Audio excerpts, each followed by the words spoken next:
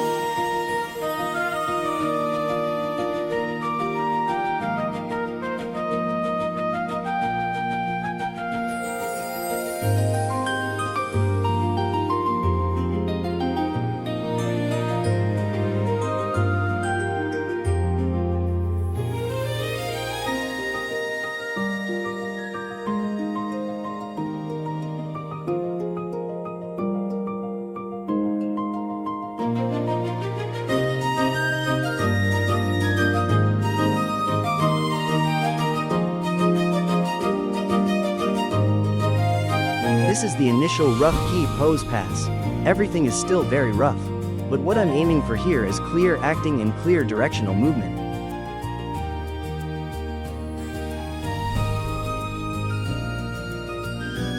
After finishing the key poses, I move to the next step, adding character details based on Marcelle's original design. At this stage, I still keep it simple, not too detailed, just enough to confirm proportions, costume elements, and facial expression.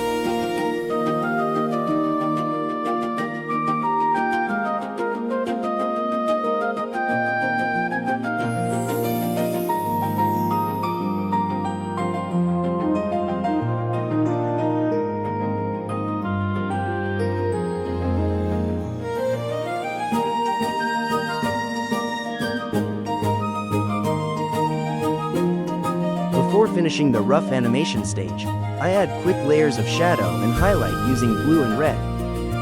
This is a common habit many animators use to check the volume and form of the character during movement.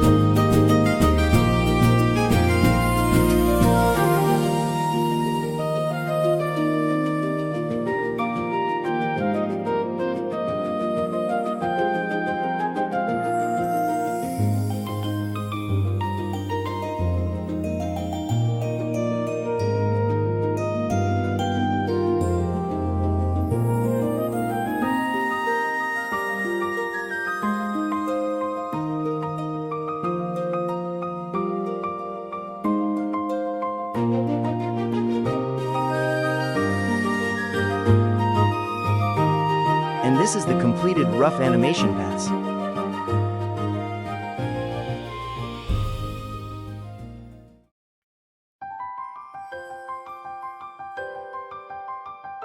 Moving on to the next stage, Tiedown Animation.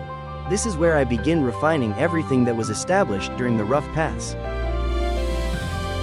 For this specific stage, I switch my tool to the G pen. A crucial detail here is that I set the anti-aliasing to weak. This setting helps keep the lines precise and clean, but it still retains a bit of texture so the drawing doesn't feel too digital or sterile. In the rough stage, the goal was simply to capture the movement and energy. Lines could be messy, and proportions might shift, but now, in Tiedown, I need to make every pose accurate to the official character design. This is where I lock down the character's proportions, the shape of the face, the volume of the hair, and the placement of the eyes. Think of it this way: if rough animation is the skeleton of the scene, then Tiedown is the muscles, the skin, and the clear form that sits on top of it. I go through each key pose one by one, redrawing them carefully with the G pen to ensure the structure feels consistent across all frames. I try to maintain a soft, natural feeling in the lines so the movement doesn't become stiff, but overall, the pose becomes much more solid and readable.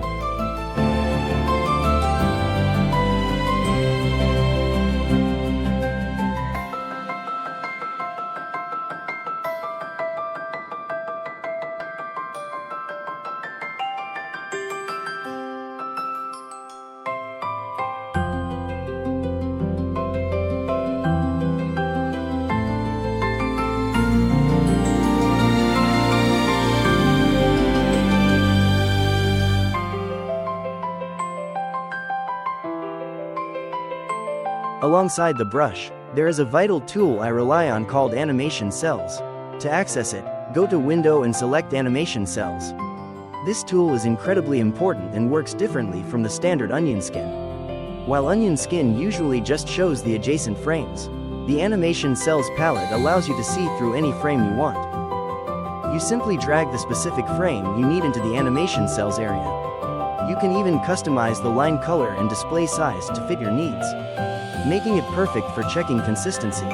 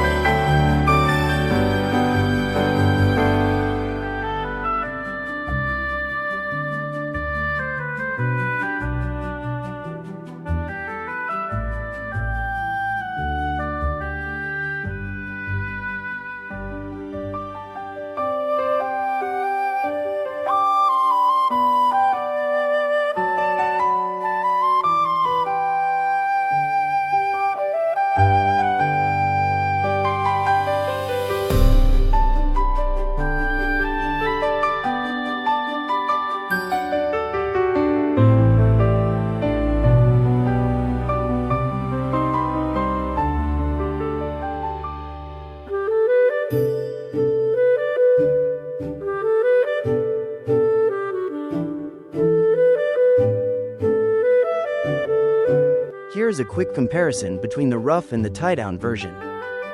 You can easily see how much more stable and precise the character looks once all the proportions are corrected. This step takes some time, but it's very satisfying, because this is where the animation finally starts looking like the real character.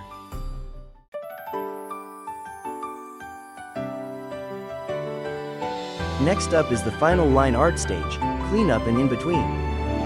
Now that our tie-down is solid, it's time to create the final, polished lines that you see in the finished anime. Next up is the final line art stage, cleanup and in between. Now that our tie-down is solid, it's time to create the final, polished lines that you see in the finished anime. I am still using the G pen for this step. But there is a massive difference in the settings. I changed the anti-aliasing to none. Unlike the previous stages where we wanted soft lines, here we need the lines to be sharp and binary, pure black pixels with no gray edges. This is crucial for the coloring stage later, as it allows the bucket fill tool to work perfectly without leaving any white gaps or artifacts. First, I do the cleanup. I trace over the tie-down drawings with confident, continuous strokes. The goal here is precision. All gaps must be closed, and the line weight should be consistent with the character design.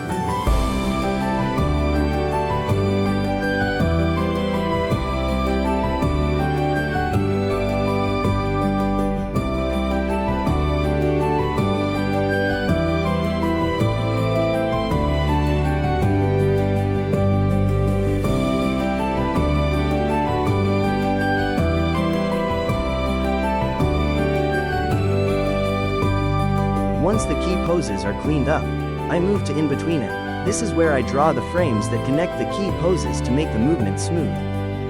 For this specific task, the main tool I rely on is Onion Skin. While animation cells are great for checking specific frames, Onion Skin is the industry standard for Inbetween. When enabled, it instantly shows you a faint, ghost image of the previous frame and the next frame underneath your canvas. It acts as a direct guide, allowing you to draw exactly in the middle of two movements without guessing.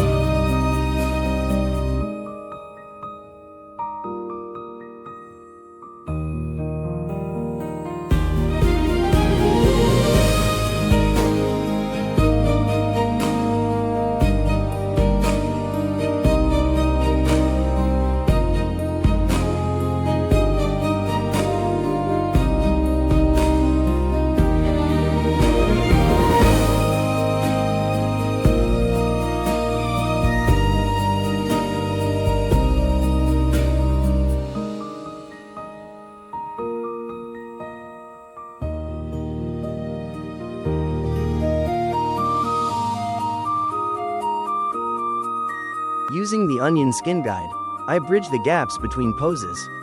This stage requires the most patience, but seeing the clean, smooth motion makes it all worth it. Once this is done, our character is ready for color.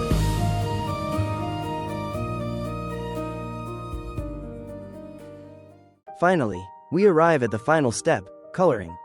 Remember how we set the anti-aliasing to none in the previous step? This is where it pays off. For coloring, I use the bucket fill tool. A pro tip in Clip Studio Paint is to set your line art layer as a reference layer, the lighthouse icon. Then, in the fill tool settings, choose Refer Other Layer. This allows me to color on a completely separate layer underneath the lines. But the paint bucket still respects the boundaries of the line art perfectly. No gaps, no bleeding, just one-click filling.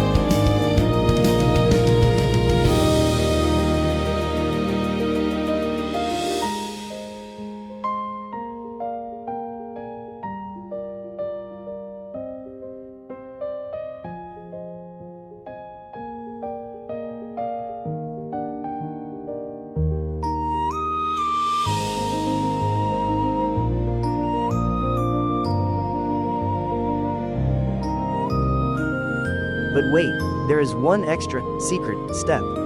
Because we turned off anti-aliasing earlier, the lines might look a bit jagged. Usually, smoothing these edges is done during post-production in After Effects, but I will show you how to do it right here in Clip Studio Paint. First, select your line and color layers and merge selected layers into one.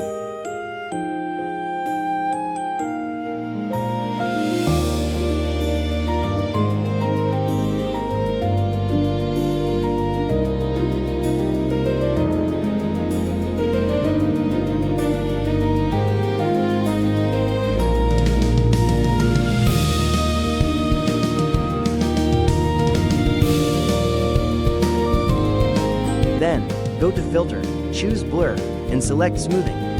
This simple trick instantly softens the pixelated edges, making the animation look polished and professional.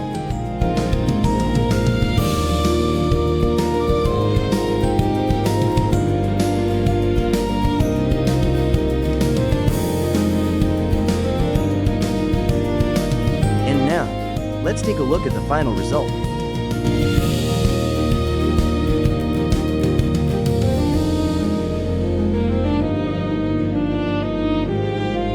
So, that was my entire process, from a rough sketch to a finalized animation directly in Clip Studio Paint. If you found this video helpful, please leave a comment below. Don't forget to like and subscribe. Thanks for watching, and happy animating!